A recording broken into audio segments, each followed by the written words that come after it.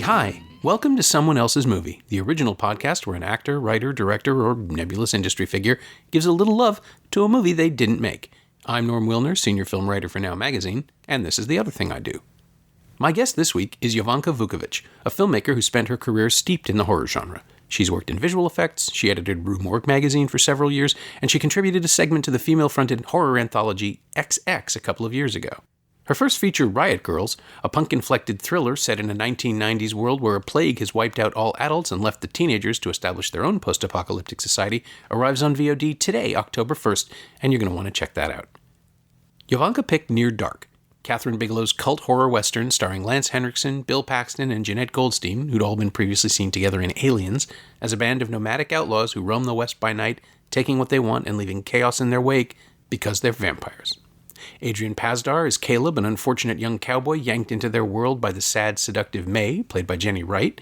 What happens after that is both emotionally and literally very messy, and also gorgeous to behold, because Bigelow was out to make the definitive punk vampire film, and she more or less succeeded.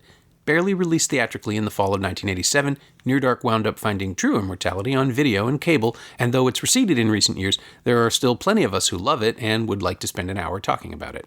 So, here we are. This is Someone Else's Movie. You know, whenever you get asked to do these kinds of podcasts where you're supposed to talk about somebody else's movie, your first impulse is want to talk about something important. Like you go to your Criterion collection and you go, has anyone talked? And you check Norm's list and goes, anyone talked about Night of the Hunter, or Onibaba? And you feel like you're supposed to talk about something like really important, right? And you'd be amazed how many people back down from that, like almost immediately. Like I've gotten emails saying, "Oh, you know what? I'd love to do this, but I don't think I can." And I'm always, sure you can. You know, we still haven't done an Ingmar Bergman film. Not one. Nobody's picked Really? one. Yeah. Maybe because they're intimidating I think movies, so, yeah. You know? And I think everybody feels that, they should save that for someone else is going to want this. Oh, really? I mean, now that you mentioned Bergman, The Hour of the Wolf would have been great to talk about. His only horror film. But, that's not to say that Kathryn Bigelow's Near Dark is not important, because it obviously is, or else I wouldn't have chosen it. Sure, and I'm glad you did, too, because it's one that, again, this is 246 episodes, and we've done one Bigelow, but it was Point Break. Right. Which is her... I mean, yeah, it's masculine and sort of self-parody, but it's also the one with the least of her personality to it. Yeah, I'm surprised that no one has chosen it. It's an important film to me, obviously, as a woman filmmaker. It's, I think, the first movie that I ever saw that had a woman's name attached as a director. Really? And you can imagine how life-changing that was, right? Because most of the, 90% of all films in the last 100 years have been made by men. So it just goes to follow that you're not going to see very many women's names. And particularly in the horror genre, as a kid growing up, fascinated by horror movies, just became a compulsion of mine to watch as many of them as I could. And it was very rare to see a woman's name at the end of these film credits. And so it was directed by Kathryn Bigelow, wow. And obviously there was Mary Lambert and Pet Sematary and later on Mary Herron's American Psycho. Yeah. But there were very few. And, as I got older, I discovered, the exploitation films of Doris Wishman but as a kid, it was all the iconic John Carpenter and Sam Raimi and Dario Argento and Lucio Fulci and all these men, right? Sure. Wes Craven. And in 1987, masculine movie making, this is like post-Rambo, First Blood Part 2, and Cobra, I think, and all the Stallone and Schwarzenegger, and even Charles Bronson, right? It was all this one-man army stuff. Which, don't get me wrong, I love those movies. I'm a huge fan of First Blood, First Blood's great. Ted Koch I'm a huge fan. Yeah, obviously totally different movie than the sequels, right? Which is the reason why Ted didn't want to do the sequels. I read his book a couple of years ago on the director's cut, and he talks about that. And look, one of my all-time favorite movies is Predator. I love Commando. I love these kind of very masculine, macho movies. Maybe that's something that I share in common with Kathryn Bigelow is that, I often get told when I'm directing that my choices are too masculine. And I think that's, probably one of the most unfeminist things you could say to me. But I mean, these are just the things that I like, right? I grew up watching horror movies and riding motorcycles and reading comic books and watching these kinds of movies. Sure. And my dad was a big Charles Bronson fan, and he really loved ninja movies and stuff. So I got to and obviously Chuck Norris. Yeah. I grew up with The canon. a variety, right, of horror, action films, cult films, and so all of those things, all of those types of movies have found their way in some way into Riot Girls, the film that I recently made. Sure. But Near Dark, it had a huge effect on me because A, it was directed by a woman, and B, it was so different than everything else that I was seeing around the time. It felt different. Look, I mean, it came out at the same time as Lost Boys. Yeah, just a couple months later. Right, and it was, I guess it was similar to when John Carpenter's The Thing came out, and that movie was up against E.T., and people were just not ready for it. They were just not ready for angry aliens, and downbeat endings. Yeah, it was thesis and antithesis. It was really amazing to see that happen. And then it happens a few times, and sometimes it's just because studios, like Deep Impact and Armageddon, right, where the studios have the same project in development, and then just nobody blinks. And then you get two movies that are effectively the same movie. But with E.T. and The Thing, it's the same studio releasing completely opposite films. And the body politic of the audience just rejecting one. And then just months later, the video comes out and people start to realize what they missed, and it builds up a cult that is, I would think, arguably stronger than E.T. now. Yeah, for sure. I mean, The Thing nearly decimated John Carpenter's career, right? Yeah. Well, he went to Starman, and Big Trouble. He stuck with studio stuff, but he changed his game so radically, yeah. Yeah, but then if you look at the films, people celebrate and remember and rewatch The Thing over and over again. And in some ways, similarly, Lost Boys has been reduced to a sexy saxophone meme. Yep. And Near Dark remains a beautiful and wildly original cult classic. So, and that's because of its execution. Like on the page, her and, Kathryn and Eric Red had both written two films together that, one was for Eric to direct and one was for her to direct. From the script, they wanted to do a cowboy movie, right? Yeah. They wanted to do a western vampire film, and so the resulting film was like a blend of genres, right? It is a horror movie, but it's also a western, and it's also an action film, sure. And it's also a romance. Yeah. And so it has this this really unique kind of feel to it when you watch it. It's otherworldly. She uses a lot of mediums and close-ups, and it's just very intimate. And it's intimate in a way that puts you in the place of those two characters as opposed to the way a man might shoot those scenes or this movie, the way a man might execute it. I think Kathryn's handling of the material was very almost maternal, and it's funny because the producers loved the script, but I think they hired her with the proviso that they could fire her after the day one of the dailies. Apparently it was a 5-day thing. Where if they didn't like her at the end of the shooting week, they could drop her. They could fire her, and it was her first solo feature. She had made one other film, Loveless, which again, cult movie that never really got its due.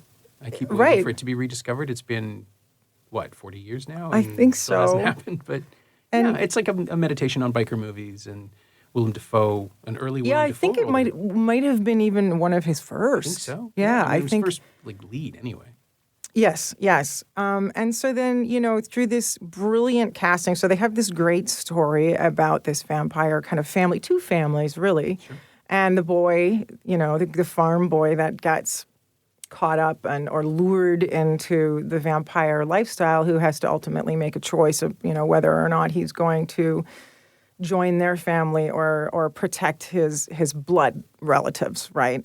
It's ostensibly a very, simple concept, but just so well executed. And then the casting, right, is just so genius. And I think a lot of people believe that, or want to believe that James Cameron had a lot to do with that. But it was, in fact, Bill Paxton had read the script and thought it was really cool. And then he passed it on to Lance Henriksen, and it sort of found its way through the Aliens cast, without James Cameron's help.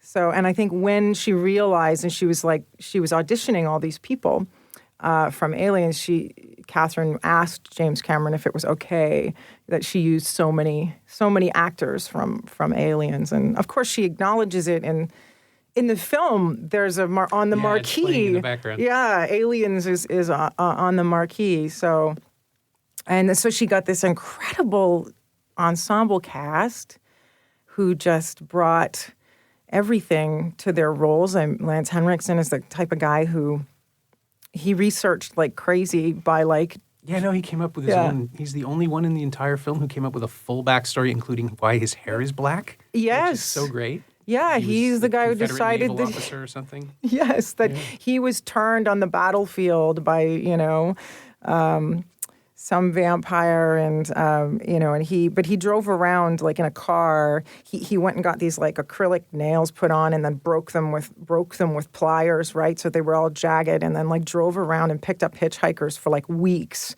looking like, It's just such a weird story. Right? I do love it though, because he is. I've met him. He's a wonderful guy. He's warm and soft and gentle, and also he can turn on a dime and turn that thing on. And I can just imagine him in his prime in 1986 or 7, driving around doing this. And it's like, he probably would have been shot in the face. I'm amazed he wasn't hurt. Me too. He said that he was, mostly people were terrified of him. Like he'd pick up hitchhikers and then they would just look at him and think, this guy's going to slice me into ribbons. And they were scared and they would ask to be let out. So and apparently he paid them.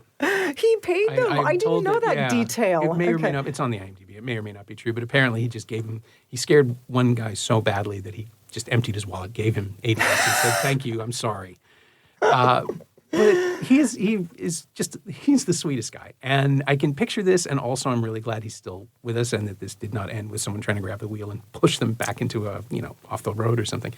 Right. Yeah. He's amazingly gentle. I've spent a lot of time with him in the past as well, and at horror conventions and stuff, just hanging out. And he's incredibly gentle, but takes his craft so very seriously. And none of that is in the film. Like, you don't see any of the warmth. Ever. No. He's just a little. Only a sense of humor, right? Oh, yeah, and only in the sense that he is the patriarch of this family, and the only warmth that comes through is his obligation his sense of duty to protect them at all costs. So to me, there's a bit of warmth that comes with that, because he's protecting his family, cubs, he's protecting them. So, and that's one of the things I like about all the characters. They never sort of paint them as just. They're a ragtag group of vampire renegades, and they are killing people to survive. But also they each have their own things that they're struggling with, except for Severin, who's just a psycho cowboy, right? And he is just like toxic masculinity in every way, right? But that's what makes him so wonderful, especially when he gets, his scenery chewing scene at Shit Kicker Heaven, right? Like he's, Kathryn Bigelow just let him go nuts, and he ad-libbed a lot of those lines, and it's just, one of the best scenes of the movie. And it's a pleasure to watch them together again after Aliens, but it's also, on my most recent viewing, I realized, they're like, Henriksen was all warmth and maternal care in Aliens, right? Because I'm not allowed to harm or come to harm. But even when he rolls out his own rules, he's very soft and gentle about it. He never raises his voice. He's very calm and childlike. And here he plays the absolute opposite: someone who's older than God and hates everything around him and is just a force of violence. And Paxton was a coward, and here he's just a complete, toxic masculinity. The unbridled, like he is like what happens. He is what happens to toxic masculinity when it becomes immortal, invincible. Yeah, no consequence, no punishment. Kill it with bullets. This is what happens, and it's wildly entertaining.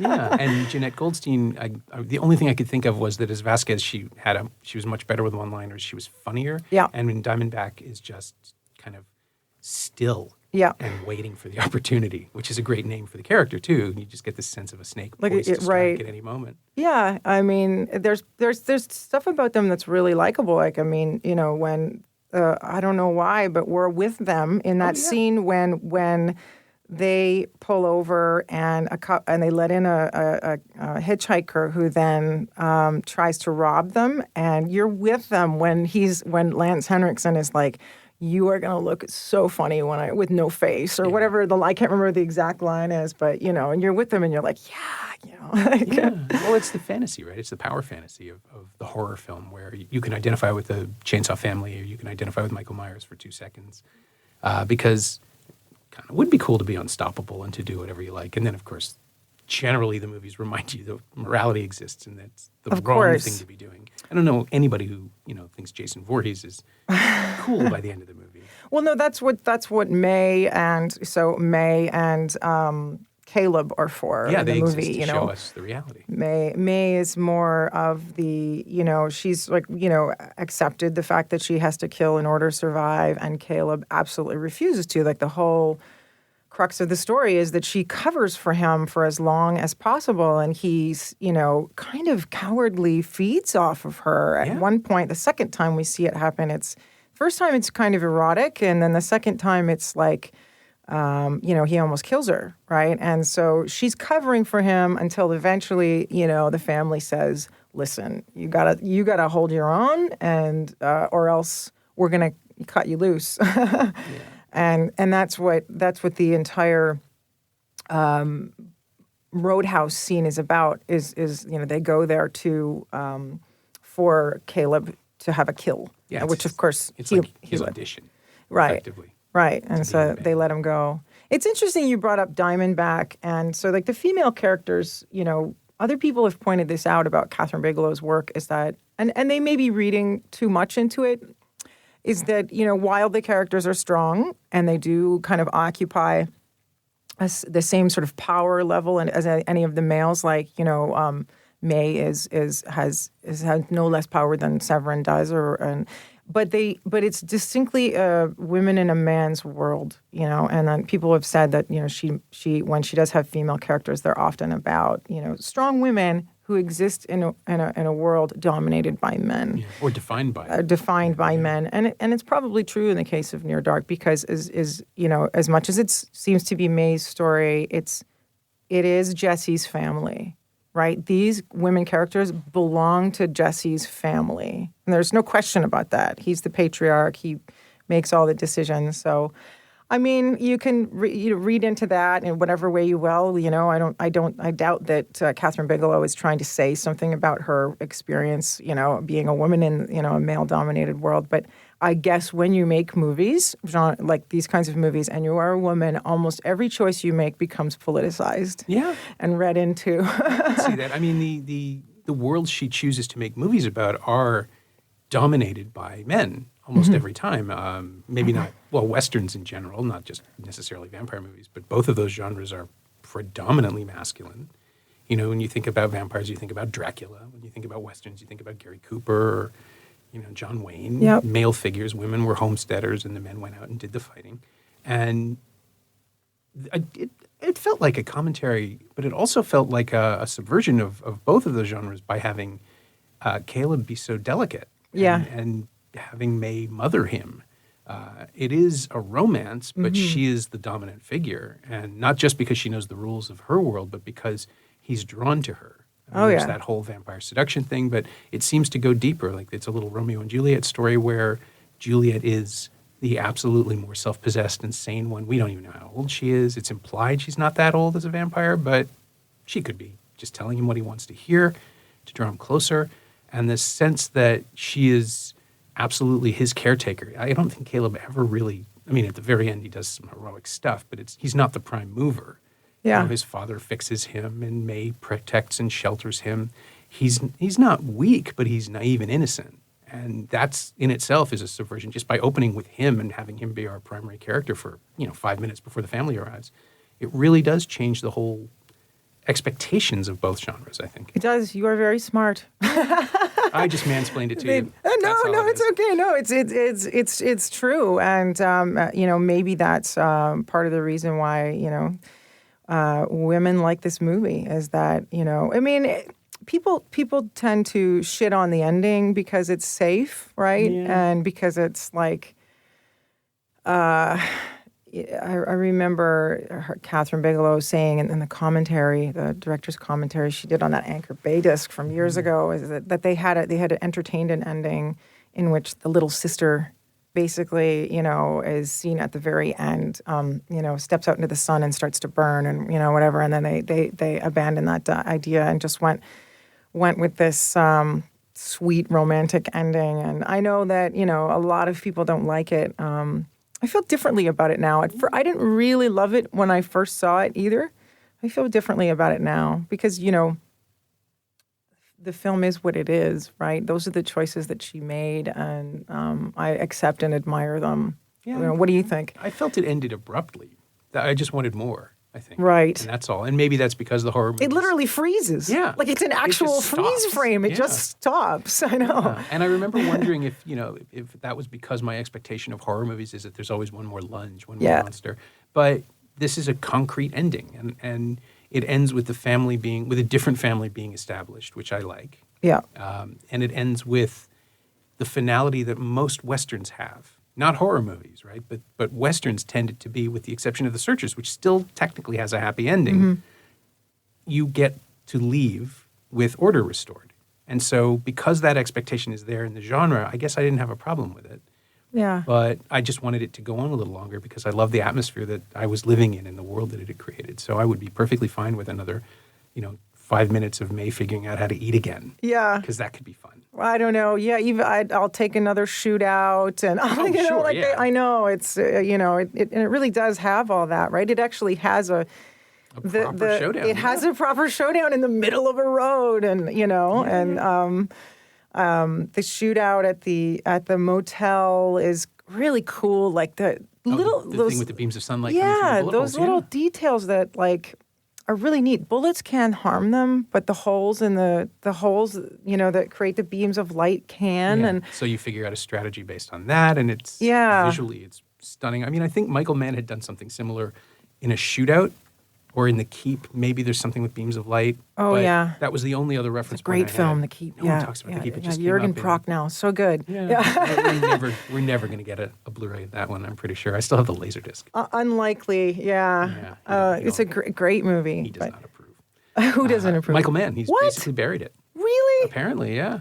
I thought it was a rights issue, but Paramount still has it. They just won't do anything with it. He doesn't like the film.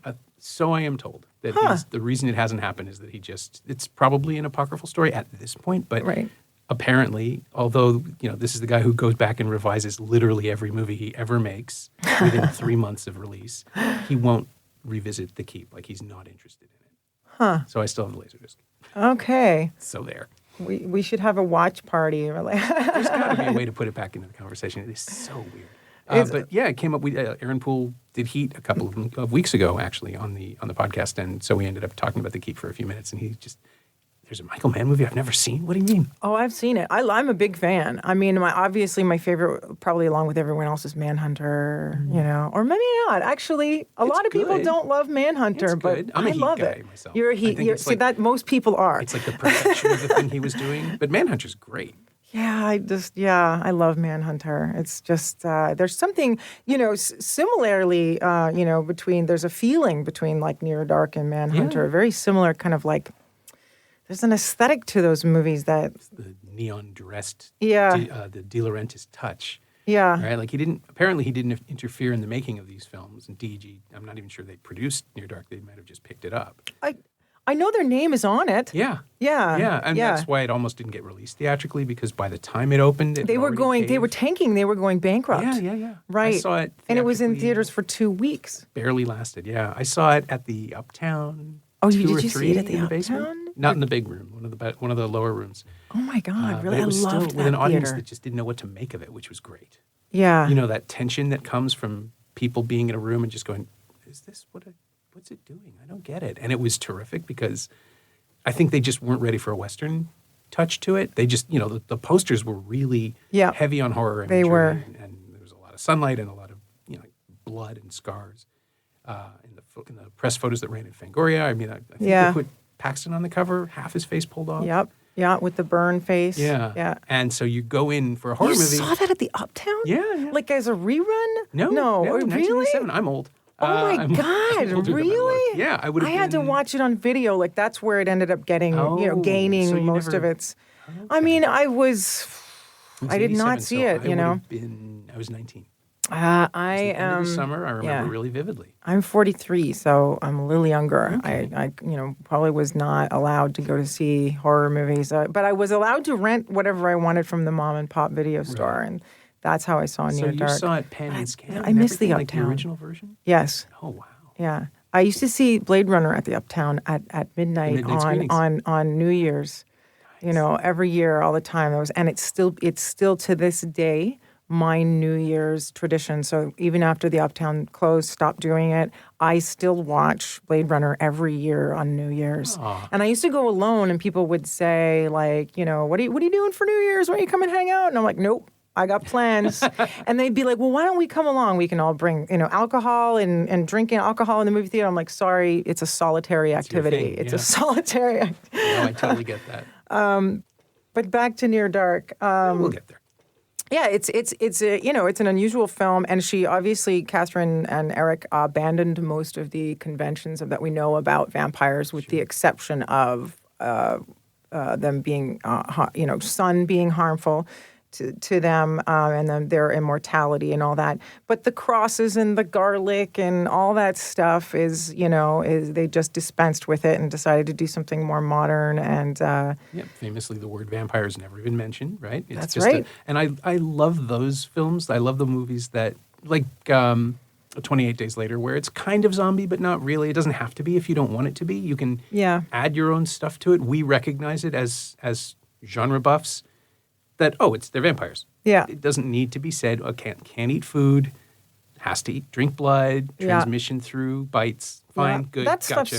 Stuff's all there, the most all consistent. basic things, right, are there for us. But it also, it lets you play with the idea that I've always loved about these sort of sideways genre movies, which is that this could be the thing that the mythology came from.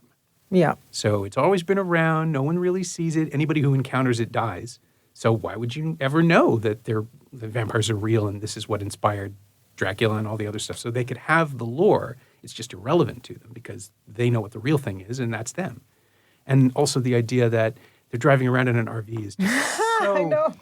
I know, because, we're used to these Victorian frocked, like arriving in fog and coming out like, I was a dog a minute ago. Don't worry about it. Don't worry about it. Where did your pants go? But it's also very like Interview with the Vampire, and like it's sort of like dignified and sexy and beautiful to be and desirable to be a vampire and to have immortality. Whereas this was a depiction of how shitty it is and how they're living hand to mouth. And they're basically been traveling around, America for the last... at least 150 years, right? By the time... let's say 100. He fought for the South, right? Right, yeah. And he says, I like to pass through here at least once every 50 years. Right. And they're just kind of like living hand to mouth. And it's messy. And it's not easy, and it's dirty, and they are always in a rush, racing against the dawn. Mm. And I think, Kathryn said she had rehearsed with them by, putting all of the actors in like a warehouse and doing these routines where she would time them for how long it would take them to like black out windows. She would give them, cool. She would give them like, they would give them whatever tools they needed, like duct tape and tinfoil and all this stuff. And she would, run these drills where they would have to, as fast as possible, black out all the windows in this space. And they got it down to like under 2 minutes. And she just observed them, and she observed how almost immediately everyone chose a role. Everyone, okay, I'm going to be the duct tape guy, and I'm going to be the, And so then by the time that she put them in these small spaces, like by the time she put them in the Winnebago or in the shitty motel or whatever, it was like second nature to them to like, oh my God, here comes the sun. We have to, black it out to protect ourselves. So. Right. Which it would be. It would be second nature by the, fourth nature, whatever it is that's 100 years old. I think that's, one of the things that's so attractive about that film is just this sort of like the family itself. They just feel very well established, and they've been in this together for a long time. Yeah. Well, the last time through, I was just thinking, why doesn't Severin never try to take a run at Jesse? And then I realized, no, he probably did. He put him in his place. Yeah, because Paxton has this little deferential thing he does around Henriksen, and it's almost invisible. But there are moments when Jesse moves forward, and he'll just kind of slide out of the way. Like it's ingrained in him that he doesn't want to piss him off for whatever reason, and it feels like it's because he did once and it went badly for everybody. But he's also not a leader. Yeah, he does not have any leadership qualities. He is too unhinged. He's the hype man. Like he's here to be the guy who comes in and tells you how he's going to kill you, and then lets Jesse do most of the work. Yeah, and he's so good at it. It is. It's right. I mean, it's just so amazing to watch him. In especially in that barroom scene, it's just so wild to watch him, and then just little things like taking the glasses off of. Stealing the trucker's glasses and putting them on, and then the little like pushing it up to the brow, of his nose, and it's just all so beautiful. That's I guess the lovely, amazing gifts that actors bring to movies that you could never predict, and when you're assembling a group of people and creative people to all come together to make something unique and original, that's the stuff that you're hoping that they're going to show up with. Yeah. And they're all comfortable with each other too, like in character and in the scenes. The like Pazdar is pretty. No, he's not one note, but I think the nature of Caleb is to be withdrawn and not deferential, but he's a beta character in this sort of movie. Like he imagines himself a cowboy, but I think he just likes the hat. Yeah. He's immediately yanked into a world where he's Jeffrey Hunter in The Searchers, right? He's the kid who isn't prepared for any of this. And he'll be a man on the other end, but he's also not going to be the hero. He's just going to grow up a little. Yeah. And that kind of shift in perspective puts us on the back foot as the audience because we keep waiting for him to save the day, and it never really happens. Mm-hmm. Although he does save May. He does. I mean, he does what is ultimately like that's what I mean. He does the thing that needs to be done, but he's not the guy who ends the whole war. Yeah. And there is a tension that comes from him not being the primary actor in any scene, and he's, it's to bring in the Lost Boys for a second. It's like Jason Patric does a much better job with that role because technically he's the hero, he's the action movie guy, and he's going to save the day. But he also is much more watchful and confused and curious, and he's just doing more acting, I think, in his role as the new guy in the band. In the troupe. Yeah, Caleb feels a lot more like a damsel in distress. Yeah, he's there to be saved by May and by his father. And that flip really works, right? Because it's something we recognize from Westerns rather than horror. And it's that argument that the movie is having with what genre it is in any given minute that makes it so exciting because you realize in the end it's both at once. Mm-hmm. You're just on this, you're tipped on the razor's edge of wherever it's going to go next. And it becomes incredibly unpredictable. I mean, the Roadhouse scene is going to be a massacre. But you don't know what kind of massacre. Yeah. Because we've never seen people who don't need weapons in one of these scenes before. Yeah. And that's fascinating. Yeah. Yeah. You get that amazing tension of Jesse being shot point blank in the chest and right just in the spitting chest. the bullet out or coughing it up. Because that's the other thing that I love so much. It's not a comfortable process. Yeah. Right? Like they still feel pain. They still feel hunger and all the most base urges. But when you get shot, it really hurts, and you'd rather it not happen again. So you come up with the most intimidating way of showing it off. You can do this all day. I can do this all day. It's not going to kill me, but I really would like you to stop. And the menace involved in that, the sense that you're in a room with somebody who is not only way more powerful than you, but isn't going to stop. Mm-hmm. That's such a great moment. Jesse spits the bullet out. Specifically, he spits it out and tucks it into the guy's shirt pocket and then gives him a little pat on the chest, like, nice try, you know? Yeah, and we never see any of the other traditional stuff, wooden stakes, what have you. No, there's no reference really to God except for like there's a couple of small things, like the name of the motel is called the Godspeed Motel. Right. I'm sure that was deliberate. And there are some crosses on a revolver. You know, I think it's Jesse's revolver. I think he just keeps them. There's some crosses on it. Remember, but other than that, you know, no, it's purely ornamental, right? They don't care. Yeah. It's like, you know, they're not. I like that about it, you know, because you know, especially at this point, we had seen that done so many times, and it was just nice to see something original. I guess maybe that's one of the reasons why I like Martin so much. Oh, yeah. It's another one where... Because it's another kind of oddball vampires / zombie, yeah, maybe. It might not even be a vampire movie at all, right? It might just be someone who believes. I think it is, right? Yeah. It's a person who believes he's a vampire. Yeah, but that's what I mean. Like, it's teased. Yeah. There's never any confirmation, and there's no supernatural activity at all. It might just be that he thinks he's a vampire, which is just as bad. You're right. Yeah. But yeah, it's Romero having it both ways, which is just so great because he was never one for explanations anyway. Yeah. But just having us live entirely in the character's head for that whole movie, it's just, it's oppressive. You feel it. And Just maybe, I was just thinking about how, you know, how they don't say vampires in Near Dark. They never say zombies in Return, in the Living Dead films, yeah. In the Night of the Living Dead, they never say zombie. I think they're called ghouls. Mm-hmm.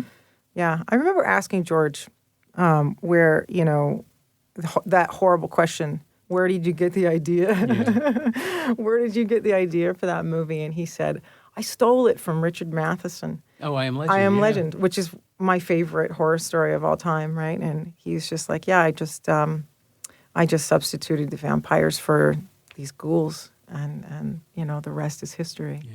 But it's such a different experience because, you know, in I Am Legend, they talk. And depriving and they're so scary. And it's so funny because the Living Dead didn't talk. We're getting a little off topic, but the Living Dead don't talk for like the longest time. Right after that, they don't talk until like Return of the Living Dead, when Dan O'Bannon gives them a voice, and suddenly they're wisecracking and send more paramedics. Right. The revisionist zombie movie. Right. The one that tells you right up top that Night of the Living Dead was real and incorporates that. And so, apparently they're not scary anymore once you make them talk, but it's not the case with I Am Legend, right? And I Am Legend, I think, is still one of the most important horror stories ever written, and one of the scariest. Still hasn't been done right. I was about to say, it's been made 3 times and nobody's got it right. I don't know that you can now. I think the closest would be Last Man on Earth, but like it's still not. Ridley Scott was going to do it with Schwarzenegger. Yes, right? I've read that exactly. Script. I saw the storyboards for it, and Rob Bottin was going to do all the vampires. Okay. Like, how fucking cool would that have been? Were they keeping the naked thing at that point? Well, that was good question. The I don't remember seeing them naked. Yeah, is that all of the vampires, all of the whatever they are, the undead, they don't like clothes because they are. That was the one thing they kept for the Will Smith version, but they never explained it. But in the in the story, in the script that I read, which I think was the Mark Perkosovich script, it circulated in the early 2000s, I guess. Yeah, the Living Dead were all hairless and naked, and it had something to do with a regenerative. The contagion, whatever it is, was some sort of. It was changed to a cure for cancer in the Will Smith version. Yes. But what it was some sort of platelet disorder thing that regenerates leukemia patients' blood, and then it's so hyperactive that you lose all your external tissue, so they don't have eyelashes, they don't have hair. Supposedly fingernails and teeth also, but I think they gave up on that because it was impractical. But basically the idea was that Arnold Schwarzenegger would be a super geneticist running away from naked people all the time. And it's like, you okay, when you put it that way, I don't want to make that movie either. I know. It's like, how did they think this was going to work? You can't show this. Well, this I think the storyboards for that movie that I had seen, I saw it at a friend's house in L.A. Lucky bastard who has them, and that movie looks cool. I don't remember it being Arnold Schwarzenegger and a bunch of naked vampires, but it looked like very true to the book, Okay. And that is Yeah. like the thing about I Am Legend as a novel that is so disturbing is that you're inside the human's head all the time. You're just with him. But also the undead know him. They Yes. all talk to him. Yes. Come on out, Neville. You know, like just that sense that they have all the time in the Taunting world and they're him just going to and- be right outside his door waiting.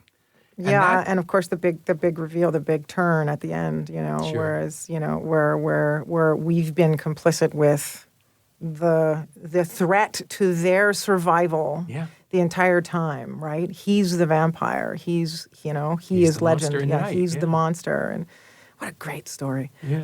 and Near Dark picks up on a little of the intensity of that, I think. It comes close to the sense of loneliness and isolation, but it's from the vampire's perspective instead of the hero.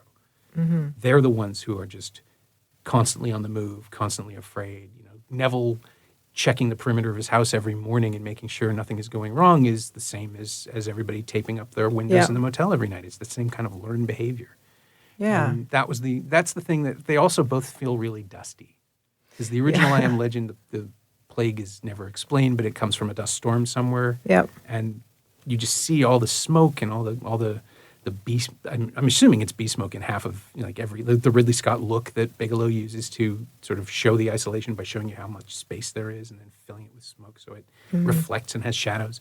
That thing feels very much like that kind of desolation, like they're moving through a dead world and it's not them who killed it. They're just the luckiest parasites. Right. Yeah. Speaking of the way that the movie looks, you can really tell that that Kathryn and her had a really deeply collaborative relationship with her DP, right? Because it's got a painterly quality to it. It's so beautiful. And I think she has a background. I want to say, and I'm sure somebody on the internet will correct me in short order. I want to say that she has a background in fine art, like that she was a painter before she started directing. And I so think it was fine art photography, possibly. was it? Yeah, Maybe that's how The Loveless happened. yeah, and so that's obviously influenced the way that film looks. I mean, it's just, and then can you imagine all of those nights? Like, Yeah, that's a long shoot. oh my God! I think that the most of the shoot was nights, and then they were chasing that magic hour for as much as they could to get those beautiful sunrise, sunset, Yeah. Oh, I'm sure, yeah. those beautiful shots of twilight. Where that they only they only last 4 or 5 minutes before they're gone, and so there were a lot of scenes that take place during twilight. So I can't imagine how that must have been a very difficult and grueling shoot. Oh, I think, yeah. And for those of you who are younger, this is before CG and color timing were what they are now. So you are seeing what they saw. There's not much. I mean, chemically, you could do some stuff, but it's pretty much what you grab in the moment on a film with this budget. Like, they didn't have time to color correct a lot of it, and they certainly didn't have the budget to create landscapes that were being affected by the lighting. It's shoot it. Maybe there's a blue filter. We shot it. Yeah. Like, that's it. That's all you get. It's, and the practical effects too. Like, everything you see is real and built. No, she did that for $5 million. Yeah. $5 million, and she had at least 2 cars exploding, and one of them is a big, huge truck RV, that explodes. There's the RV, the RV on fire, and then it doesn't explode, yeah. there's the big semi that the showdown between Severin and Caleb drive. He's driving the truck? Who's driving the truck? I think it's Caleb and his dad. Yeah, and so that vehicle blows up, and then of course at the end, sorry to spoil it for those of you who haven't seen it, the station wagon or whatever that Jesse and The last Diamondback refuge. are driving to also blows up in flames, and there's some really subversive stuff too with speaking of the station wagon. When Homer jumps out of the car chasing after the little girl, and he bursts into flames and stuff, and you sometimes forget that you're watching a small child burst into flames. Yeah, we didn't really talk about Homer. And, right, and he's so lonely, he's so desperate for a companion his size, and he's kind of like I think he's in love with May and is super upset when May brings in a companion of her own, right? And appropriate.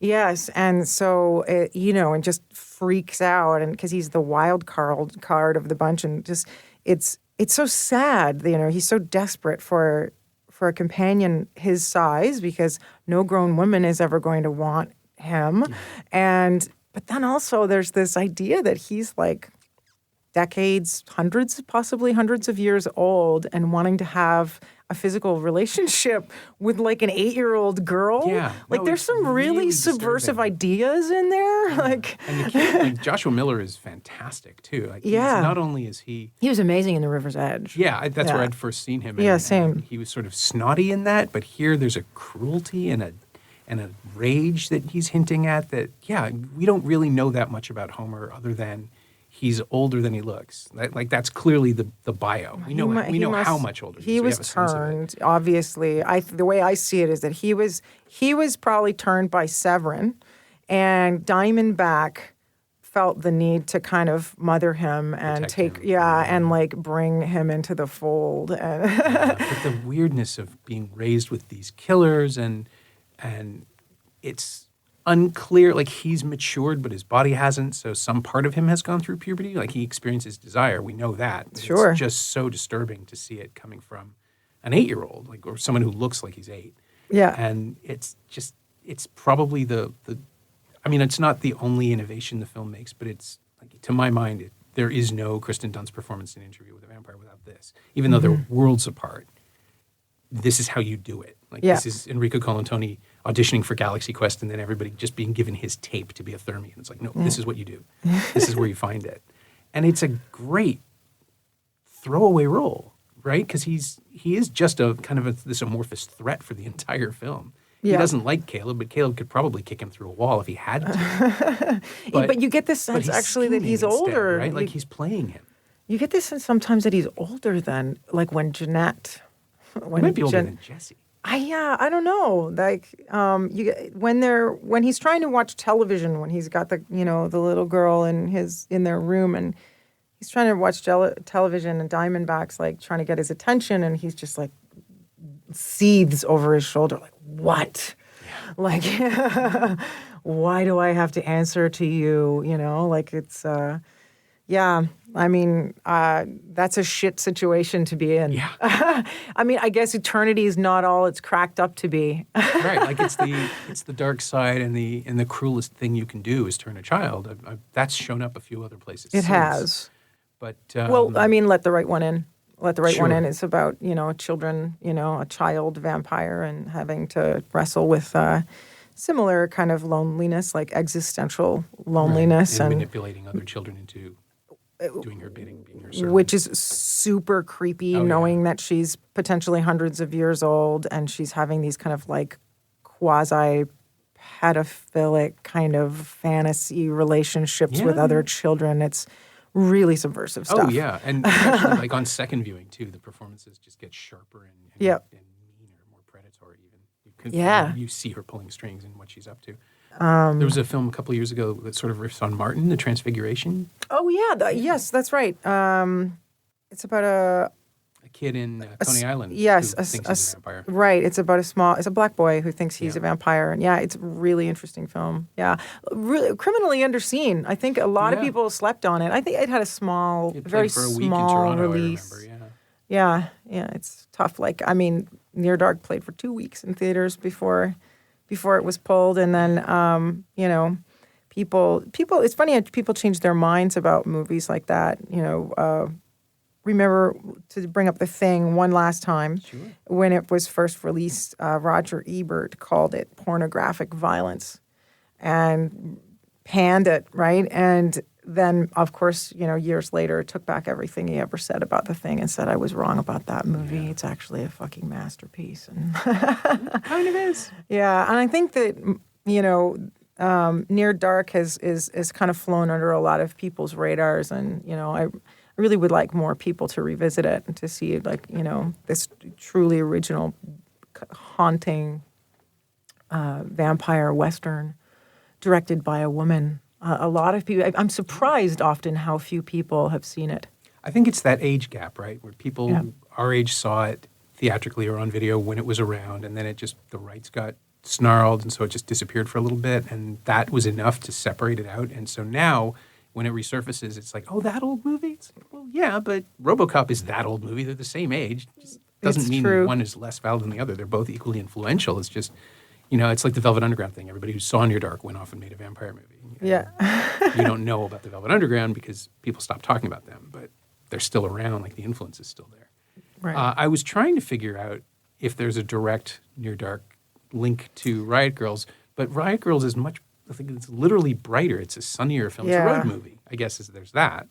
But, But is there anything from... Well, I mean, I chose a desert eagle because they have a desert eagle in Near Dark. But the only horror film, because Riot Girls is not a horror movie, the only a horror movie that it's even kind of tangentially connected to, oddly, is Gary Sherman's Dead and Buried. And it's a, kind of an obscure 1981 horror film. And it had a huge impact on me when I was a kid, when I would go to the video store and, look at all of those VHS and beta tapes with that glorious red dot on it that said horror, and I could rent whatever I wanted. There were several, it was like my version of a movie marquee, right? And there were several movies that had these really cool covers that it took me a while to get around to, but Dead and Buried was one of them. And I watched it, and I loved how strange it was amidst all the other kinds of movies that were coming out at that time. There's this weird kind of almost Lovecraftian story about this strange town by the sea where all this weird stuff is happening, where like tourists are disappearing and kind of being reanimated. And so when I was set out to make Riot Girls, I was on a phone call with Gary Sherman because he and I are good friends, and he was giving me advice on, going into my first feature film.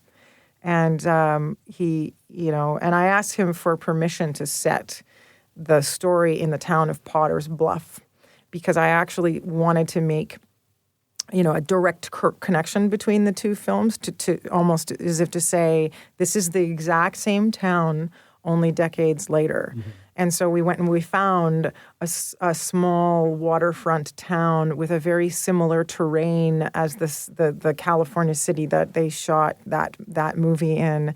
And so I because it's not a horror movie, and horror is in my DNA, horror is built into Riot Girls in many ways like that. Whether I intended to or not. So it does take place in the same town, and I wanted it to be like the same cursed town, right? Because I love that idea of like connecting those films. And I know that Gary Sherman said that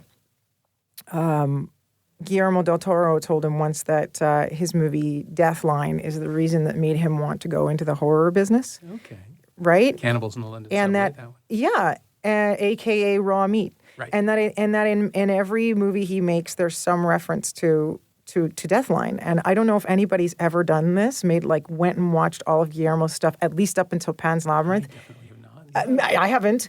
And to look for the Deathline references. So he told him, this movie, your movie is the reason why one of the reasons why I wanted to make films. And for Gary Sherman, I think it was...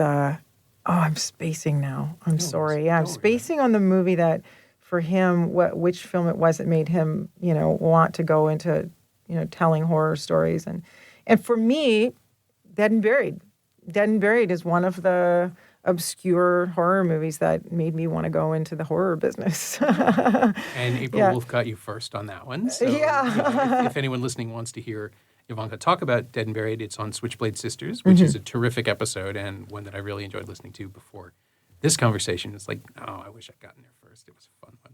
And hey, man, we got to talk about Near Dark. Oh, man. Near Dark is great, too. And they're both, weirdly enough, I would have thought Near Dark was far more well-known, but it turns out they're not. They're kind of roughly obscured together. These two films from the 80s. Yeah, that's why I picked them. 80s. Anybody, you can... it's easy to choose The Thing or to choose like, a Criterion film or some Sure. Night of the Hunter. You know what I mean? Like, it's easy to choose those movies. Everybody knows why they're important. And so I thought it would be more fun to pick 2 movies for these podcasts that are lesser known, but no less important in not only the progression of the genre, but in terms of my inspiration, for my career. Well, thanks for banging the drum, because I'm glad we got to talk about it. No problem. It's my pleasure. I learned a few things. Thank you. I may be. Who knows if they're true? My thanks to Jovanka Vuckovic, whose first feature, Riot Girls, is available today on VOD platforms in the US and Canada, and you should check it out. And if you haven't seen it, you should catch up to XX sometime. It's a really good horror anthology, and Jovanka's segment, starring Natalie Brown as a woman trying to hold her family together in the face of a strange wasting disease, is rock solid. And you know what? Check out The Transfiguration, too. Michael O'Shea did a great job on that one, and if you're looking for another left-field take on the vampire mythology, it's a good one. Also, both Natalie Brown and Michael O'Shea have done episodes of this podcast, so, look those up as well. And while you're downloading things, go grab that episode of Switchblade Sisters. It's really good. You can find Jovanka on Twitter at Jovanka Vuckovic, all one word, and while Near Dark is currently out of print, there are still Blu-rays and DVDs floating around in the world. You can find them in used stores, you can get them on Amazon, and they're pretty great. It's also available to stream in the US on a service called FlixFling, which, no, I've never heard of it either. As always, you can find me on Twitter at Norm Wilner and elsewhere on the internet at nowtoronto.com. You can also find this podcast on Twitter at Semcast, SEMcast, and on the web at someoneelsesmovie.com. If you feel like leaving a review on Apple Podcasts or Google Podcasts or wherever you enjoy the show, that would be greatly appreciated. Every little bit helps, it truly does. And check out the other shows on the Frequency Podcast Network. They're pretty good. Thanks for your support, and thanks for listening. See you next week.